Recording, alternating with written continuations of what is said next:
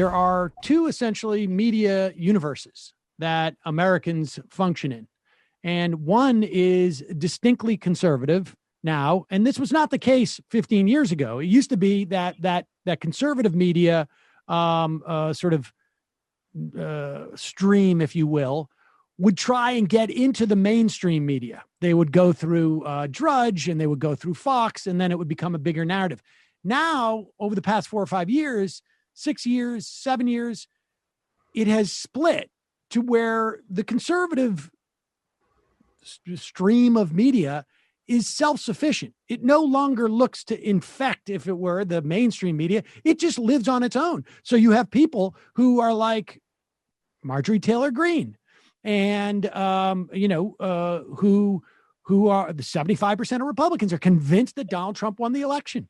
And so that dynamic now seems to be taking place a little bit in terms of the way that the politicians are operating, because we saw 10 members of the Republicans come to Biden and say, okay, 1/3, we're offering 1/3 of the COVID relief.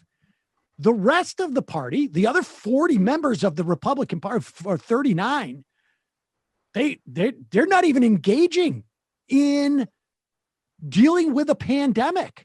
And as bad as it looked for those 10 Republicans to come like, we demand less relief for the American public during this pandemic, people forget there's still 40 other or 39 other Republicans who just apparently not interested in any of it, like getting engaged in any of it. And they have no idea as to what we should do about this pandemic.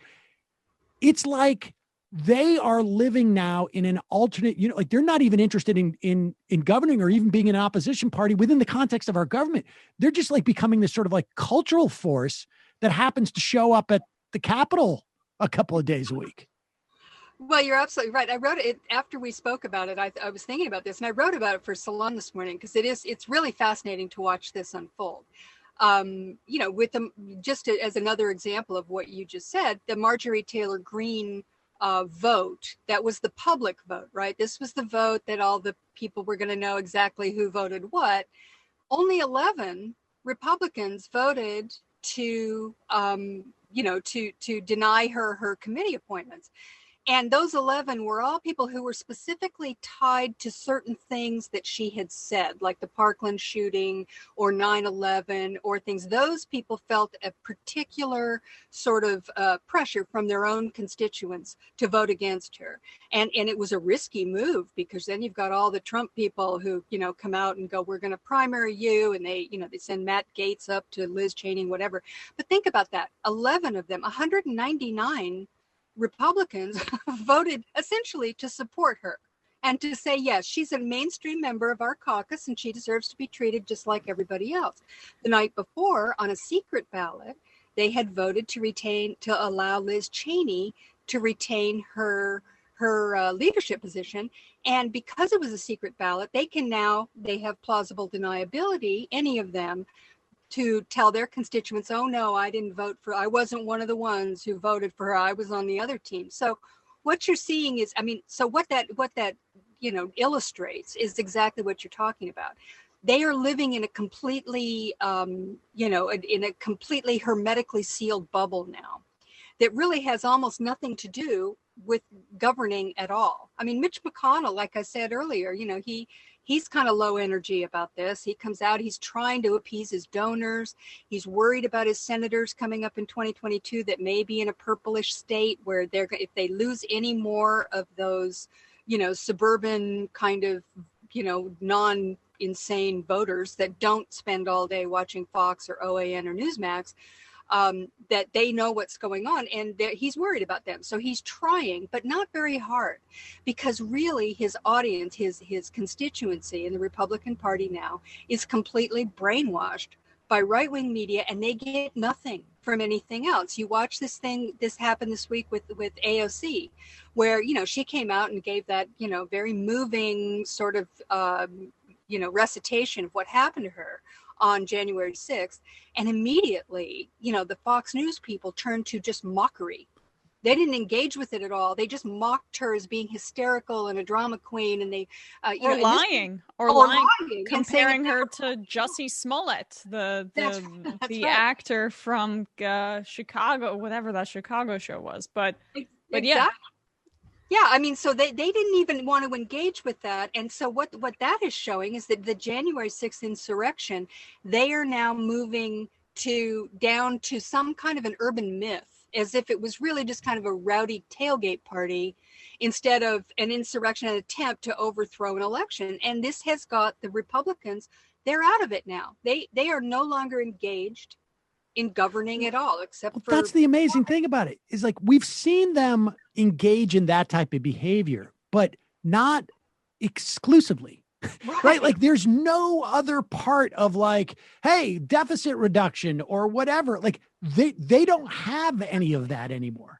There's no, like, they've always pursued these sort of like cultural, issues but they were in service of like trying to give them some strength to go in and hurt people economically. And they don't even seem to be attempting that. That's what's so...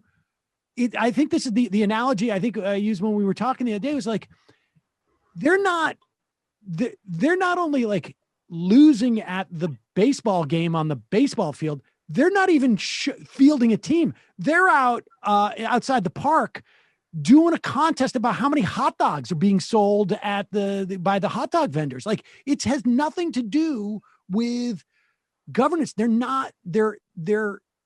They're an opposition party, but not within the context of government. They're developing a counterculture that doesn't even seem to have a political wing, or at least a governmental wing. During the Trump years, I mean, they had full power for the first 2 years. They had it all. And they had the Senate and the presidency in the second 2 years. And what did they propose to do ever? I mean, they did just tax cuts was the only thing that they did. And then they tried to repeal Obamacare, and McCain came along because he had a grudge against Trump, and they got lucky. We got lucky, and he, thumbs down. They didn't do anything else. They don't have an agenda. And, it's funny because I went back and realized as I was writing this piece for Salon that look at the Republican platform. They didn't do one.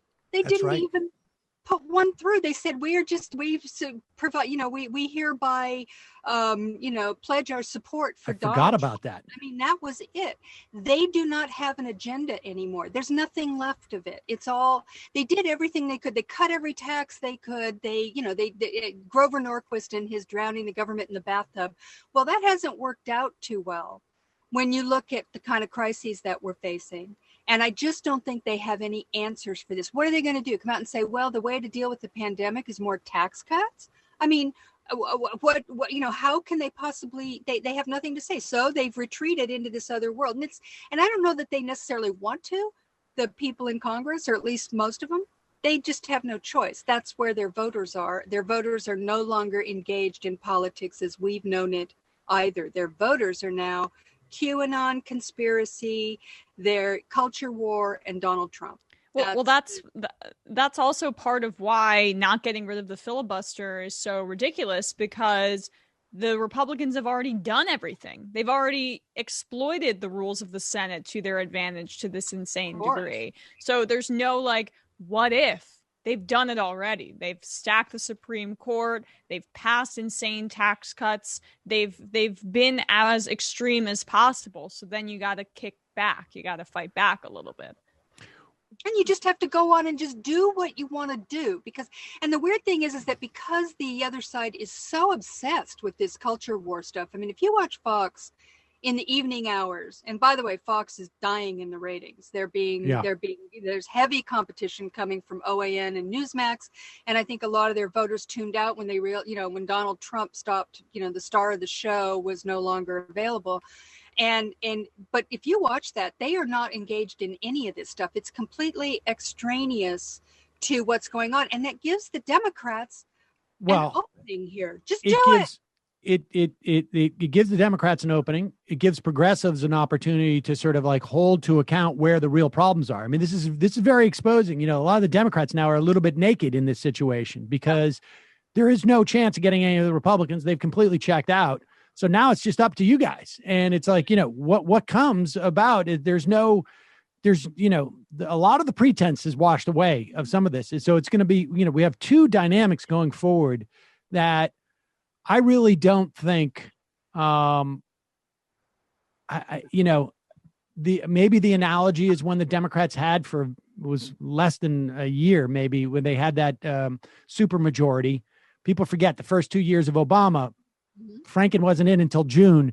And then by January, Kennedy was gone. So there was really about 6-8 months there, I think, where they had a super majority. But that's the closest thing I can see on the Democratic side, right? Where people are like, you got no excuses and you got to do it. And we're not going to buy excuses.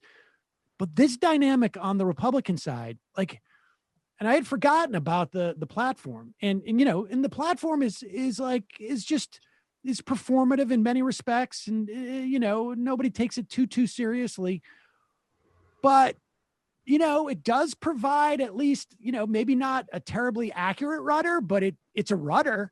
They have no rudder, and I wonder how easy is it, because this is a feedback loop, right? If there are no constituency out there that's really interested in the Republicans engaging in government, they don't have the ability to build these narratives back up. The deficit matters, whatever, whatever the sort of, really lies and just sort of myths that they were creating to justify their cuts and taxes and supply side or whatnot. If there's no market for that with their own constituency, people are just they're going to atrophy. They're not going to know how to deploy this stuff.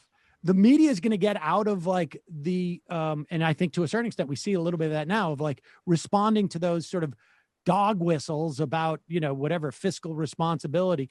I mean, where do they go? If this goes on for like 3, 6, 9, 12 months more, like where do they go? Like, where do they go from this? Well, I don't know. It seems to me like they just go farther down the rabbit hole. That's, and of course, we've discussed many times in various venues about the dangers of that rabbit hole and where that's leading us culturally, and in terms of the dangers of an extreme far right and, what they could potentially be doing.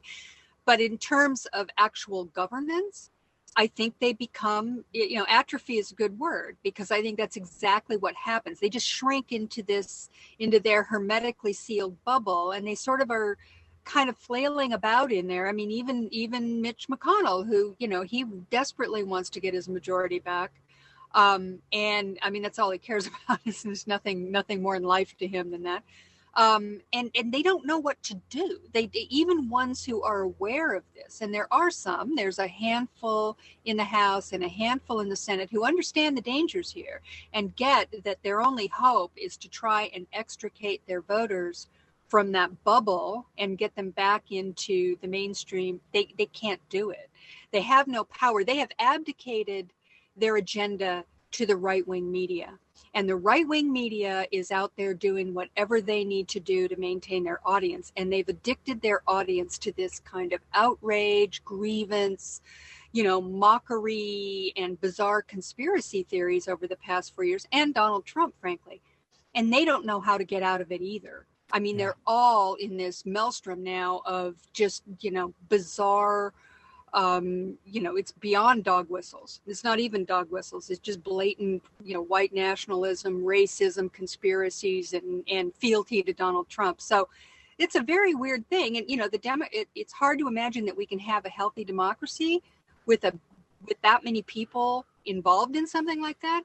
On the other hand, to me, what we see, and this is what I put in my piece, we're going to see now what the American people really want. Do they want material? Do they want a government that materially delivers to them? We're in an emergency on a number of different levels. Or do they want this sideshow, this circus that we've been living through for the last 4 years, which is essentially what it is. Donald Trump did nothing but perform the entire time, and we all sat there kind of trapped by his sideshow. So is that what people want, or will they respond to having material benefits delivered to them? And of course, it's going to take the Democrats, and they better be to good actually at deliver those material benefits to pull out not only this do they have experiment. to deliver it, they've got to make sure people know that it was delivered to them and who delivered it to them and who didn't. So, that's a big thing, but we'll see. I mean, that's what's happening. Big Joe Biden signature on the checks this time. All right. Well, Heather, always a pleasure. I think the real story that we're going to be talking about in the future is going to be two things. A lot of Republican retirements over the next 3 to 6 months of lawmakers, and a lot of action in the states, because I think the Republicans are already trying to suppress the vote there. And I think that's going to be one of their sort of rear guard moves. Heather Parton, Digby, always a pleasure. Thanks for joining us. Thanks for having me. I enjoyed it.